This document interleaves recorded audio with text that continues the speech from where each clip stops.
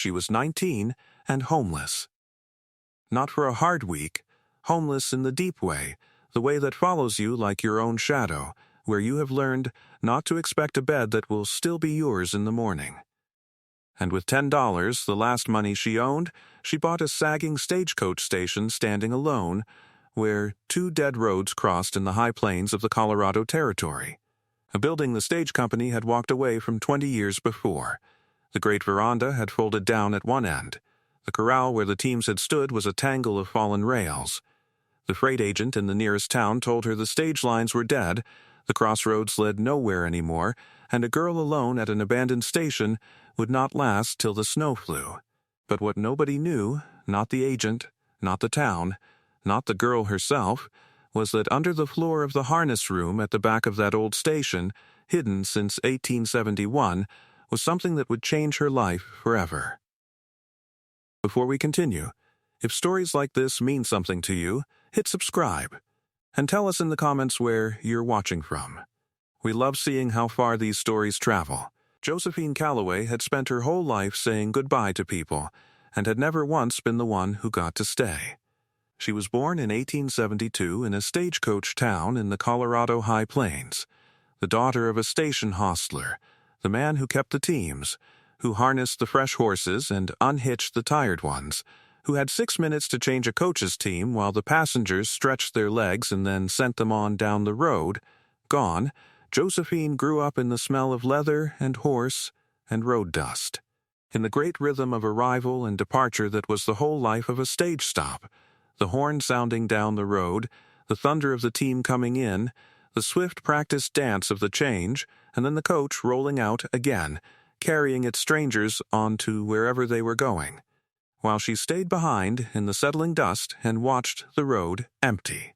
She learned young that the world was made of people passing through, and that her place was to help them on their way and then stand in the quiet after. She learned to love the arrivals and to bear the departures, and she got, over the years, a great deal of practice at the bearing. Her father was a kind man and a good hostler, and he taught her the trade as if she were a son, how to gentle a spooked team, how to read a horse's feet and a harness's wear, how to make the swift change smooth so no passenger ever saw the labor of it. Her mother had died when Josephine was small, and so it had been the two of them, the hostler and his daughter, keeping the teams at the station for the traveling world.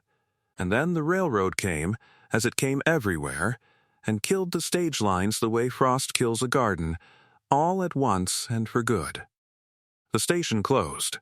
Her father, too old to learn a new trade and too proud to be a burden, took what work he could find and failed slowly, and died when Josephine was 17, worn out and grieving the road that had been his whole life. And Josephine, who had spent her childhood watching other people get carried away down the road, found herself at last carried away too, passed to a grudging aunt in a railroad town, an unwanted girl in a crowded house, tolerated and reminded of it daily. The aunt's tolerance ran out when Josephine was 19. There was no dramatic crime, no theft to accuse her of. There was simply a hard woman who had counted the mouths at her table and decided one of them could be spared, and a niece who was useful but not loved, and a morning when the aunt told Josephine that a grown girl ought to be making her own way and that the spare room was needed. She was put out with her carpet bag and her father's old harness mending kit, the one thing of his she had kept, and $10 the aunt gave her, less from kindness than from a wish to feel she had done right by the arithmetic. 19 years old and homeless, and standing once again in the settling dust while the world went on down the road without her. She heard about the station the way she heard about everything, in the places where the traveling still gathered even now that they traveled by rail, a depot, a freight yard.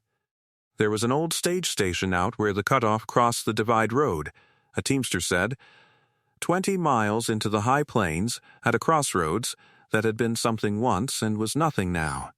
The stage company had abandoned it when the railroad came. It had stood empty 20 years. The county would take $10 for it just to clear its books. What would anyone want with a stage station on a dead crossroads? The teamster laughed. But Josephine Calloway did not laugh. she had $10. And a stage station, even a dead one, even at a crossroads that led nowhere now, was the one building in all the world that was made of her whole childhood, the one place whose every timber she understood in her body. The veranda where the passengers had waited, the great kitchen that had fed them, the corral and the barn and the harness room where her father's whole trade had lived. It was the only home she had ever had, in every particular but the specific building, and she found she could not say no to it. She caught a ride most of the way with a wolf hunter's wagon and walked the last miles across the high plains, the grass rolling gold to every horizon under a sky so big it made her feel like the last person on earth, and where the two faint traces of the old roads crossed, she found the station, standing alone against all that emptiness.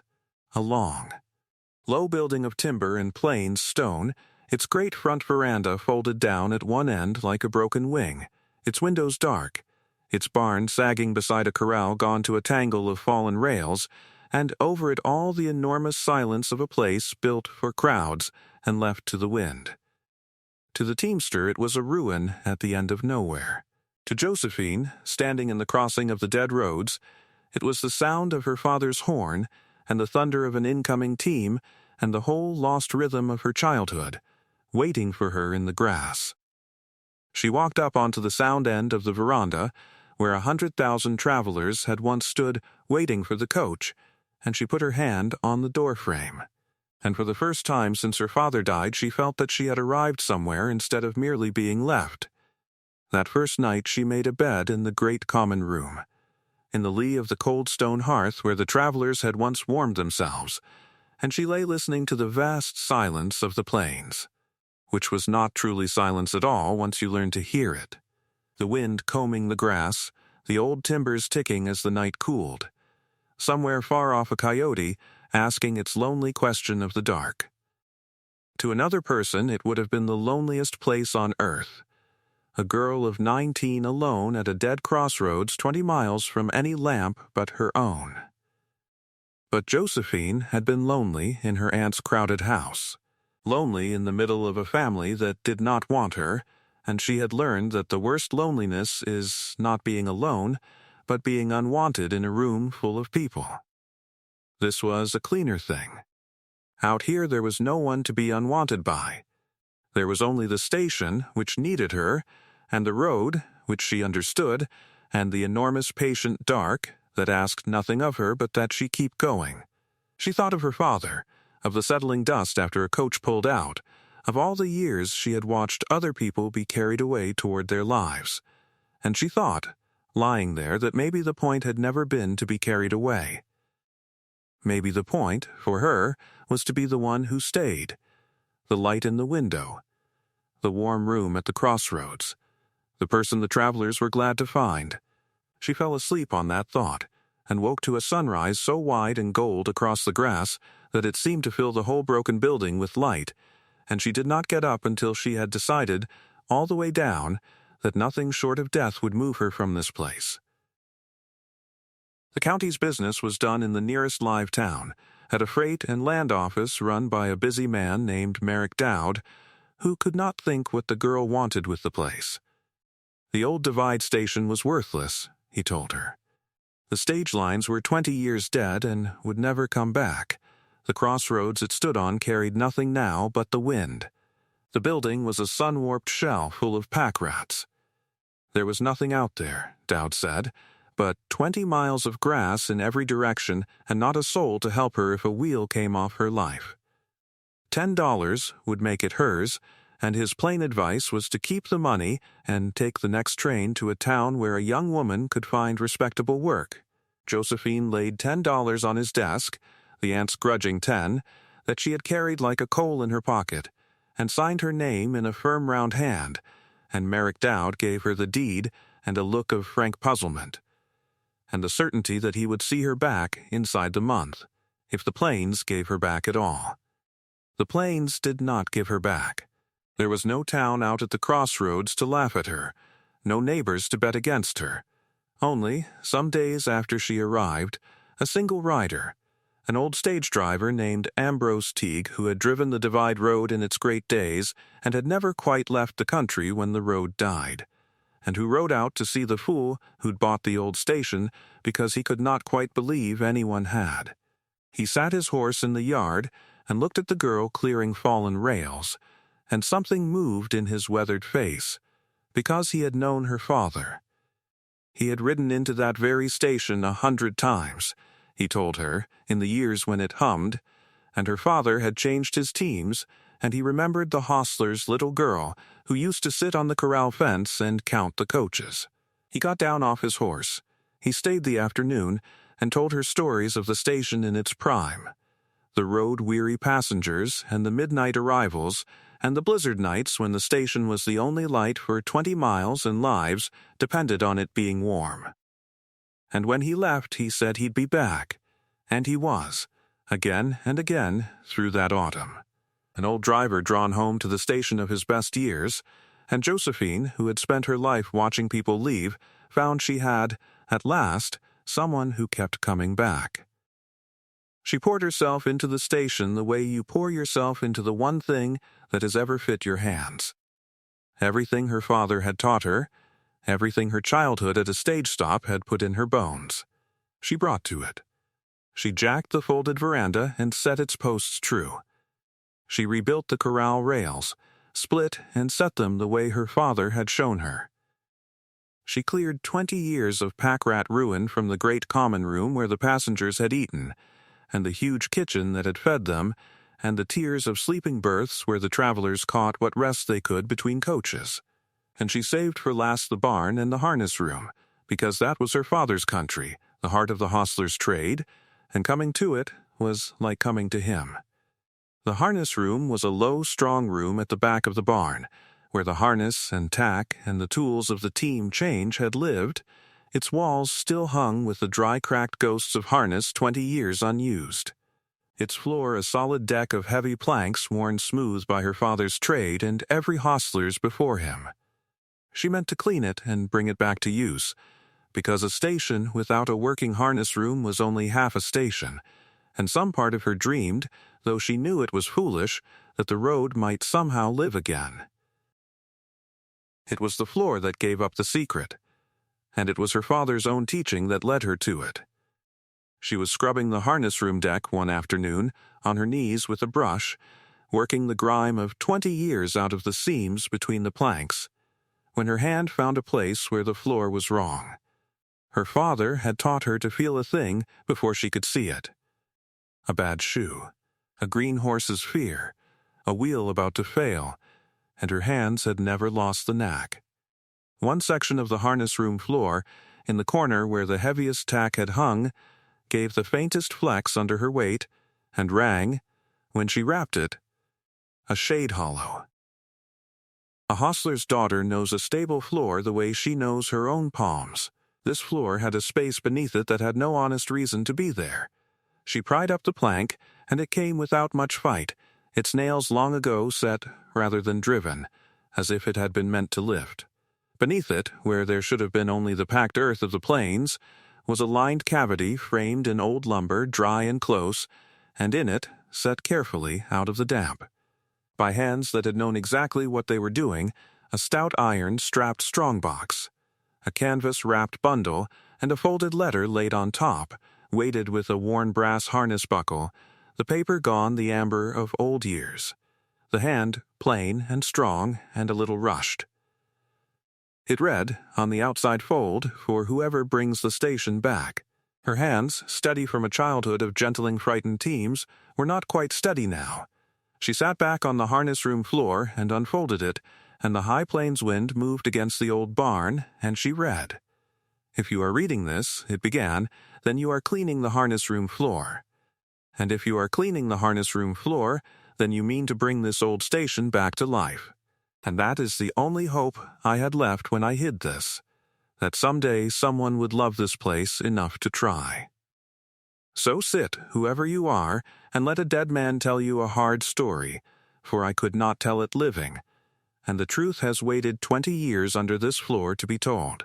His name had been Silas Amberley, and he had been the station agent at the Divide Crossroads in the last years of the stage line, the man who ran the whole station, the teams, the meals, the way bills, and above all the strongbox, for the Divide station had been a treasure stop, a place where the stage company's coaches and the express company that shared the road changed teams while carrying the gold of the high country mines down toward the railroad and the mint. And in the autumn of 1871, Silas Amberley wrote, "The station had been robbed, but not in the way the world believed.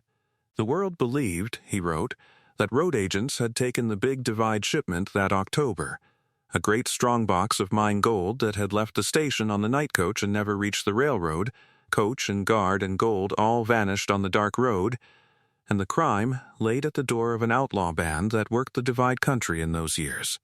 It had been the ruin of the station's good name. The express company, suspecting an inside hand, had closed the Divide stop within the year, and Silas Amberley had lived out his days under the whisper that he had been in league with the robbers.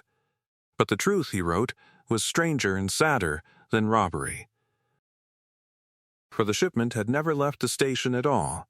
On the night it was to go out, Silas Amberley had learned from a frightened young express guard who came to him in secret that the robbery was to be an inside job of a far larger kind, that a ring of men within the express company itself, men above the guard, meant to steal the shipment and blame the outlaw band, and that the guard and the driver on that night's coach were to be murdered on the road to make the story hold. The young guard had gotten wind of it and did not want to die for it, and had come to the one man he thought honest, the station agent, not knowing what to do. And Silas Amberley, in the few hours he had made a hard and lonely choice. He could not stop the ring. They were powerful, and he was one man at a lonely station. But he could stop the murder, and he could save the gold from the thieves. So he had quietly taken the shipment off the night coach and hidden it under the harness room floor, and had sent the coach out empty of gold, with the driver and the young guard warned and riding hard and armed and expecting trouble. And the ringsmen had stopped the coach on the dark road and found no gold, and in their fury and confusion the driver and guard had gotten away with their lives, and the ring had been left with a robbery that had taken nothing, and a story they now had to tell anyway.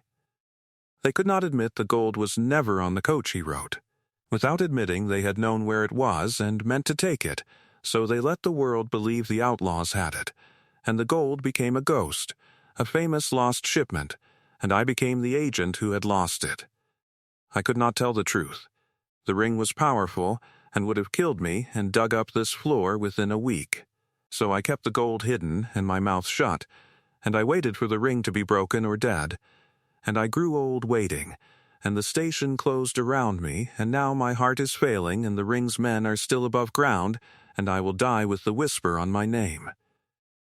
And then the heart of it, I could have dug it up and run with it, he wrote. A younger man might have, but it was never mine. It was the mine family's gold, the wages and the dust and the hopes of 100 hard rock men, and I would not become the thief the world already called me. So I leave it where it lies, for a safer day and a better hand. In the strong box is the lost Divide shipment, whole, every ounce, with the waybills that prove whose it was. And in the bundle is my own account, written plain, the names of the ring, the young guard's testimony as he told it to me, the whole true story of the night the gold did not travel. I leave it to you, whoever brings this station back to life. If the ring is broken by your day, give the gold back to whom it belongs, and clear the names it blackened, the drivers, the guards. And if you can spare a thought for a dead station agent, mine, if the ring still has teeth, be wiser than I was, and find a law they do not own. But do not keep it. It was never ours. It was only ever in our keeping. S. Amberley, agent, this failing winter, 1871, Josephine Calloway sat on the harness room floor with the letter in her lap and the wind in the old barn, and she understood the size of what her father's teaching had led her to. She opened the strong box, and the high plains light through the barn door woke on it. Gold, the lost Divide shipment, 20 years a legend, whole and untouched under the floor where an honest man had hidden it, rather than let it be stolen or become his own theft. It was a fortune such as she had never imagined and never would have dreamed of touching. And she opened the canvas bundle and read a little of Silas Amberley's plain, strong account, the names, the young guard's fear, the empty coach sent out into the dark to save 2 lives, and she understood that she held not a windfall, but a trust. The same trust the dead agent had carried alone for the last 20 years of his life, gold that was not hers, and a truth that was owed. She knelt there a long time, and the strangeness of it settled over her the way the dust used to settle after a coach pulled out. All her life she had been the one left behind, the one who watched the travelers carried off toward their futures while she stayed in the emptying yard. And here, at last, was a thing that had been left behind for her, a dying man 20 years gone, who had never known her name, who had hidden a fortune and a truth under a floor, and trusted that someday the right person would come and clean it and feel the wrongness in the boards and lift the plank. He had not left it to the strongest, or the luckiest, or even the honest man he might have hoped for. He had left it, without knowing it, to a homeless girl who understood a station floor in her hands because her father had put the understanding there, and who would never keep what was not hers, because she knew too well what it was to be treated as something to be used and discarded. Silas Amberley could not have known her. And yet, kneeling on his harness room floor with his letter in her hands, Josephine felt more truly known by that dead stranger than she had by any living soul since her father died, and she understood that this was the deepest kind of arrival there was, to be, at last, the one someone had been waiting for. She told Ambrose Teague, the old driver, because he was the only soul she had, and because he had driven that very road. And when she read him the letter, the old man went white, and then wept, because he had known Silas Amberley, had believed the whisper against him along with everyone else, and had carried, without ever quite facing it, his own small guilt at having thought the worst of a man he'd liked. More than that, Ambrose had driven the Divide Road. He remembered the famous lost shipment, and he remembered, when Josephine read the ring's names aloud, that one of those men had gone on to be a person of consequence in the territory, an express company officer risen high and respectable, and, Ambrose believed, still living. This was the danger, and Josephine was not fool enough to miss it. A homeless girl of 19 alone at a crossroads, holding gold and proof that could ruin a powerful man, was a girl who could vanish the way that night coach was meant to. So she did what Silas Amberley, in his lonely wisdom, had told her to do. She was wiser than he had been, and she found a law the ring did not own. She told no one else. She left the gold where it lay, under the floor, and she copied Amberley's account in her own firm hand, and she carried the copy, not the original, which she lodged where no one could reach it, the long way to the territorial capital, and past the local law the ring might own, to a federal marshal's office and a newly seated territorial court with no love for the old express company rings. She laid before them Silas Amberley's account, and the way bills, and the whole true story of the night the gold did not travel, and she asked them to do what a dying station agent could not, to break open a 20-year-old crime that powerful men had buried. It took the better part of a year, and it was not quiet. But Amberley's account was meticulous, and the way bills were proof, and there were, it turned out, others still living who had carried pieces of the truth in fear all those years, including, found at last in his old age, the very express guard who had come to Amberley that night, and who wept to learn the agent had left a record, and who told the court at last, without fear, the thing he had been too frightened to tell for 20 years. The ring was broken. The risen, respectable officer who had planned a robbery and 2 murders at the Divide crossroads was in his old age disgraced and indicted, and the express company, its old sins dragged into the light, was compelled to make the shipment right. The lost Divide gold was recovered from beneath the harness room floor. Under the eyes of a federal marshal, above board, every ounce accounted against Amberley's way bills, and returned to what remained of the mine families and their heirs whose wages and dust and hopes it had been. And the names the crime had blackened were cleared at last. In open court, and in the territory's newspapers, the drivers, the guards, and Josephine saw to this herself, and counted it the most important part. The name of Silas Amberley, station agent, who had not lost the gold nor stolen it, but had hidden it to save 2 men's lives and kept an honest man's silence for 20 years rather than become the thief the world had called him. Josephine did not grow rich from it, and did not wish to. The gold was the family's, and she would no more have kept it than Amberley would have. But she was given, in the doing of it, the thing she had wanted her whole left-behind life. The express company, shamed and grateful both, and moved by the story of the girl who had cleared their old agent's name, did a thing that seemed to them small and was to Josephine everything. With the new railroad spur reaching into the high country, they needed way stations again, not for coaches now, but relay and freight and telegraph stops along the line, and they offered the Divide Station a new life, and Josephine Calloway the keeping of it. She rebuilt the old station into a living stop again, and though the coaches never thundered in as they had in her childhood, the road lived again in a new form, and the station that had been silent for 20 years hummed once more with arrival and departure, with travelers fed and sheltered and sent on their way. And this time, Josephine was not the one left standing in the dust. This time the station was hers, and she was the one who stayed, and welcomed and stayed again.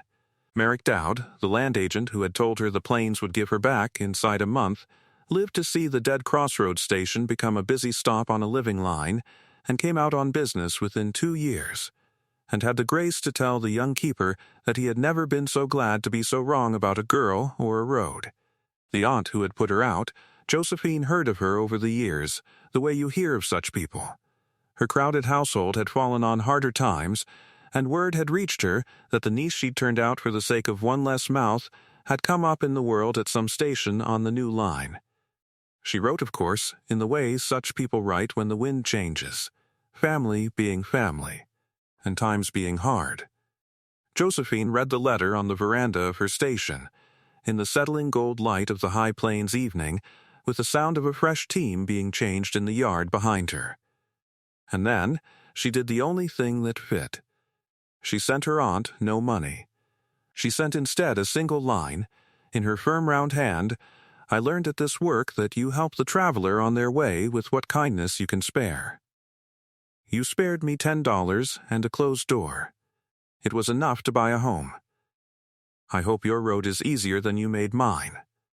She sent nothing else, and her aunt did not write again, and Josephine did not brood on it, because a station keeper has too many arrivals to attend to spend her heart on a departure long past. If you cross the high plains of Colorado today, out where the old cutoff crossed the Divide Road, and few do, it is grass and wind and a fence line now, the station still stands at the crossing, kept as it was in the years it lived again, though the railroad too has long since passed into history. The harness room is there, at the back of the old barn, and the floor is left open in one corner, behind glass, showing the lined cavity where an honest agent hid a fortune rather than let it be stolen. And on the wall of the great common room, framed, hang 2 things: a station agent's plain strong account of the night the gold did not travel, and beside it a yellowed newspaper page from 1892 clearing the names the crime had blackened, with one name circled in a firm round hand: Silas Amberley, and beneath it, in that same hand, 4 words: "He kept it safe." Travelers are still brought there, the few who find the place, and told the story of the agent who saved 2 lives and lost his good name to do it, and the homeless girl who cleaned a harness room floor and gave both the gold and the truth back to the world. And carved into the veranda post where she used to stand watching the road, in letters a keeper cut herself, is the thing Josephine Calloway came to believe over her long life at the crossing: the one who stays keeps the road for all who pass.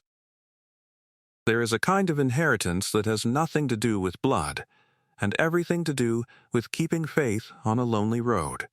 It waits under the floors of the places built for travelers, not for the one who will take it and run, but for the one who will bring the station back to life, and it seems always to find the person who has been left behind too many times to ever leave someone else stranded.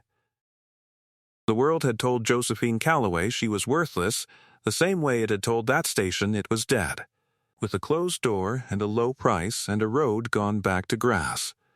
It only ever takes one person willing to stay and keep the road for others to prove the world's cold arithmetic wrong. Josephine Calloway was 19 years old and homeless. She had $10 to her name, and she spent it on a sagging stagecoach station at a dead crossroads in the high plains of the Colorado Territory. It was the best $10 she ever spent. If this story moved you, subscribe to the channel and share it with someone who needs to hear it. And tell us in the comments, has someone ever kept something safe for you, at a cost to themselves, that you only understood much later? We'd love to hear your story. See you in the next one.